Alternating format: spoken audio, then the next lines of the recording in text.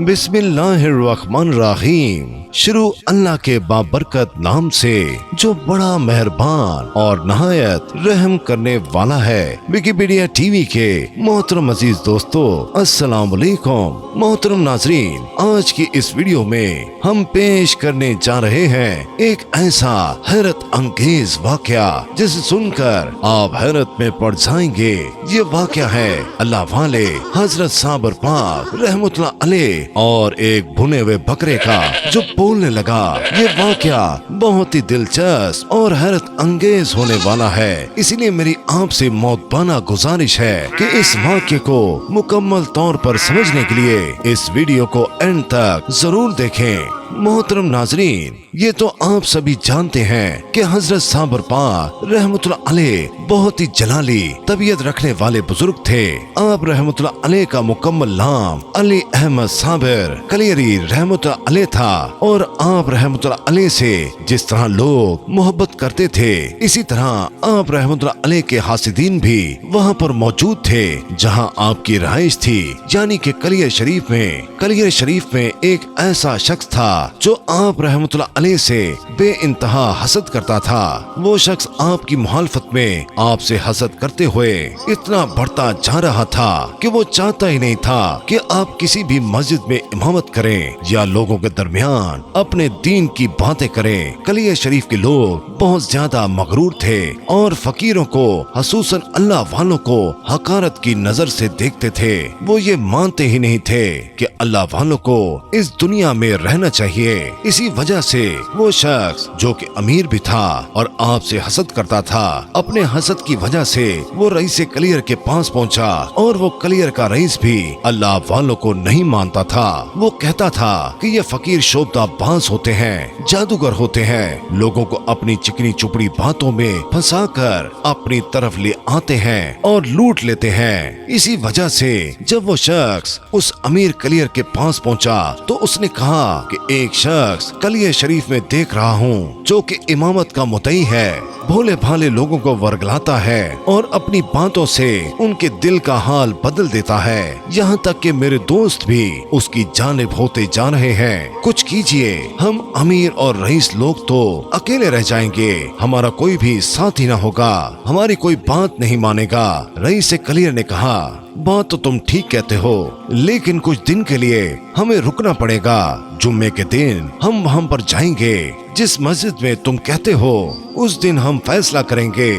उन दोनों ने खूब गुस्ताखी की। अब वो जुम्मे का दिन भी आ गया। उन दोनों की आमद से पहले हजूर साबर पाक रहमतुल्लाह अलैह तशरीफ ला चुके थे। अमीर ने आते ही उस आदमी से पूछा, हाँ भाई बताओ वो कौन सा शख्स है? रईस कलियर के सवाल पर उस शख्स ने हजरत साबर पाक रहमतुल्लाह अलैह की तरफ इशारा किया कि वो साहब हैं, अब खुद ही फैसला कीजिए। रईस कलियर ने आगे बढ़कर आप रहमतुल्लाह अलैह से दरियाफ्त किया कि तुम जब से यहाँ आए हो तुमने लोगों को अपनी बातों में उलझाना शुरू कर दिया है। तुमसे बहुत से लोगों को शिकायत है। अगर तुम अपने दावे में सच्चे हो और वाकई अगर तुम अल्लाह के वली हो तो मेरा एक काम करो। अगर तुमने वो काम कर लिया तो मैं तुम्हें अल्लाह का वली तस्लीम कर लूंगा और इमामत भी करने दूंगा। आप रहमतुल्लाह अलैह ने जब उस रईस कलियर की बात सुनी तो फरमाया, बताओ क्या मसला है तुम्हारा? अल्लाह के हुक्म से, अल्लाह की मदद से वो मसला तुम्हारा हल किया जाएगा। रईस कलियर ने कहा कि कुछ दिन पहले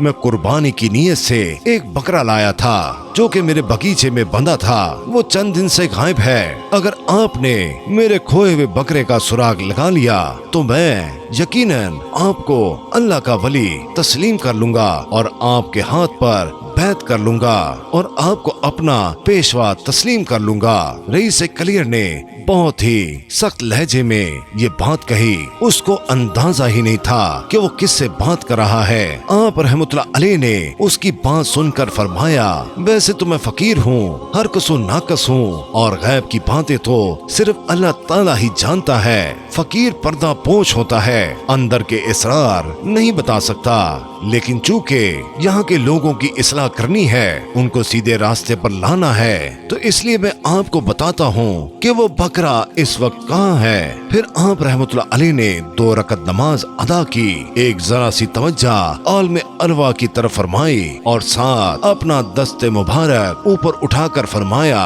اے بکرا کھانے والو، اے بکرا کھانے والو نکل آؤ، جنہوں نے اس امیر آدمی کے بکرے کو کھایا ہے وہ میرے سامنے نکل کر آئے۔ آپ کے کہنے کی دیر تھی کہ آن کی آن میں 27 آدمی عالم پریشانی میں مسجد کے صحن میں داخل ہوئے، جن کو دیکھتے ہی آپ رحمتullah علیہ نے فرمایا، بتاؤ تم لوگوں نے رئیس کلیر کا بکرا کیسے کھایا ہے، ذرا تفصیل سے حال بیان کرو۔ جب ان لوگوں نے اس رئیس کو قریب کھڑا ہوا دیکھا تو خوف زدہ ہو کر صاف انکار کر دیا کہ ہمیں کچھ نہیں معلوم، ہم پر سناسر بہتان لگ رہا ہے۔ حضرت صابر پاک رحمتullah علیہ نے فرمایا، بہتری اسی میں ہے کہ تم لوگ خود ہی احوال بیان کر دو، ورنہ کچھ دیر بعد خود بہت پردہ فاش ہو جائے گا، خود اپنے منہ سے اگل دو، پھر اگر ہم نے بتا دیا تو تم لوگوں کو بہت شرمندہ ہونا پڑے گا۔ مگر وہ لوگ مسلسل انکار کرتے رہے۔ پھر آپ نے اس امیر آدمی کی طرف متوجہ ہو کر فرمایا، اپنے بکرے کا نام لے کر زور سے پکارو۔ اس نے حیرانگی سے کہا کہ کیوں پکاروں؟ وہ کہنے لگے کہ کہو تو۔ اس امیر آدمی نے فوراً اپنے بکرے کا نام لے کر آواز دی تو ہر شخص کے پیٹ سے جدا جدا آوازیں آنے لگیں۔ وہ آوازیں یہ تھی کہ میں ان لوگوں کے شکم میں ہوں، یہ لوگ مجھے کھا چکے ہیں۔ وہ بکرا مزید کہنے لگا کہ ان لوگوں نے آدھی رات کے وقت مجھے ذبح کیا، میرا گوشت بھون کر کھایا اور تمام ہڈیاں اور سینگ اور کھر کھال میں لپیٹ دیے اور انہیں رئیس کلیر کے بنائے ہوئے گہرے کنویں میں پھینک دیا۔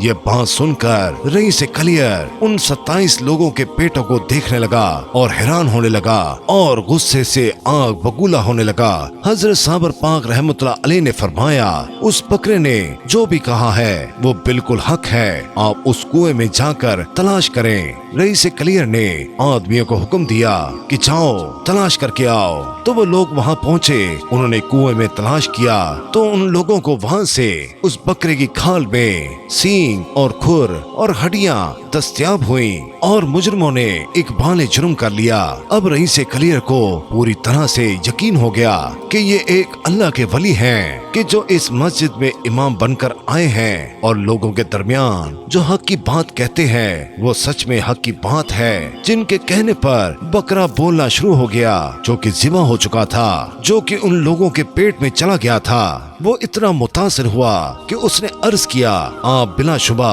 اللہ کے ولی ہیں۔ وہ چاہتا تھا کہ آپ کے ہاتھ پر بیعت کرے کیونکہ اس نے بہت گستاخی کی تھی، مگر جو آدمی اسے لے کر آیا تھا جو کہ آپ سے حسد کرتا تھا، اس نے اس رئیس کا ارادہ بھانپ لیا اور اس نے کہا کہ یہ سب جھوٹ ہے، ایسا کچھ نہیں ہے، فریب ہے، جادو ہے، تماشا ہے، یہ ایک جادوگر ہے، بھلا بکرا پیٹ میں سے بھی بول سکتا ہے۔ اس نے رئیس کے کان میں آ کر کہا کہ اس کی باتوں میں نہ آئے، یہ دھوکے باز ہے۔ اسی وقت عذاب الہی نازل ہوا اور وہ شخص جو آپ کا سب سے بڑا حاسد تھا، اس کو ایسا لگا کہ اس کا دم گھٹ رہا ہے، اس کے گلے کو کسی نے بہت زیادہ کس کر مروڑ دیا ہے۔ وہ شخص وہیں پر تڑپ تڑپ کر مر گیا۔ اس کے بعد وہاں پر جتنے لوگ موجود تھے انہوں نے آپ رحمتullah علیہ کے ہاتھ پر بیعت کی اور جو مسلمان نہیں تھے انہوں نے دین اسلام کو قبول کر لیا۔ تو میرے پیارے دوستو، ہم امید کرتے ہیں کہ آج کی یہ ویڈیو آپ کو بہت پسند آئی ہوگی۔ اللہ تعالیٰ سے دعا ہے کہ اللہ تعالیٰ ہم سب پر اپنی رحمت اور اپنے فضل کی بارش برساتا رہے، آمین ثم آمین۔